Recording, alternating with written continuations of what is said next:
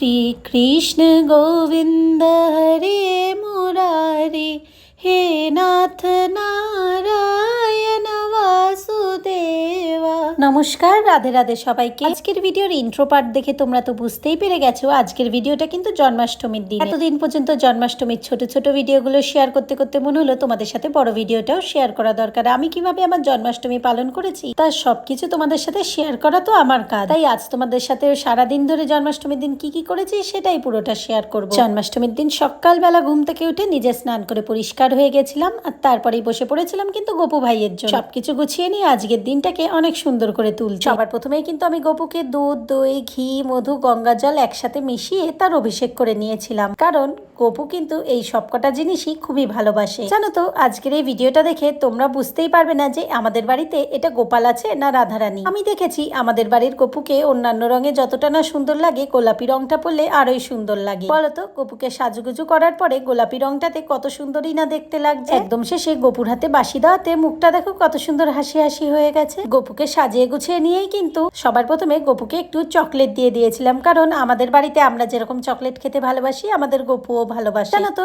এইবার প্রথমবার তালের লুচি সাথে সুজি আর সাবুর পায়েস বানিয়েছিলাম বললে ভুল হবে, কারণ বেশিরভাগ রান্নাটাই তো মাই করেছিল। আমি শুধু দাঁড়িয়ে দাঁড়িয়ে ভিডিওগুলো করছিলাম। গোপুর এই জন্মদিনের দিনে দুপুরবেলা আর রাতের বেলা দু রকমের মেনু হয়েছে। সে এক এলাহি আয়োজন। কেন হবে নাই বা বলতো? আমাদের যখন জন্মদিন হয় আমরা তো কোনো কিছু করতে বাদ রাখি না, তাহলে গোপুর জন্মদিনের সময় কেন তা হবে না? দুপুরবেলা গোপুকে যা ভোগ লাগিয়েছিলাম ধীরে ধীরে সেগুলোই এবার তোমাদের সাথে শেয়ার করব। সবার প্রথমে তালের লুচি আর সুজিটা ভালো করে সাজিয়ে নিয়েছি। তারপর ধীরে ধীরে একটা থালার মধ্যে 5 রকমের ফল, 2টো মিষ্টি আর গোপুর অতি পছন্দের নারকেলের নাড়ুর সাথে আমাদের বাড়িতে তো নকুলদানা দিতেই হয়, তাই জন্য একটু নকুলদানাও দিয়ে দিয়েছি। দুপুরে গোপুর জন্য করা হয়েছিল বাসন্তী পোলাও আর আলুর দম, সাথে ছিল 5 রকমের ভাজা। তোমরা হয়তো এত আয়োজন দেখে কখনোই বিশ্বাস করবে না যে এই প্ল্যানটা আমাদের পুরোই সাডেন প্ল্যান। সব জিনিস ঘরে থাকাতে আগের দিন যখন রাত 9টা বাজে হঠাৎ করে ঠিক করলাম যে এইবার গোপাল যখন প্রথমবার নিজের বাড়িতে আছে, তাহলে গোপালের জন্মদিনটা তো মন খুলে করা যেতেই পারে। আর যেমন বলা তেমন কাজ।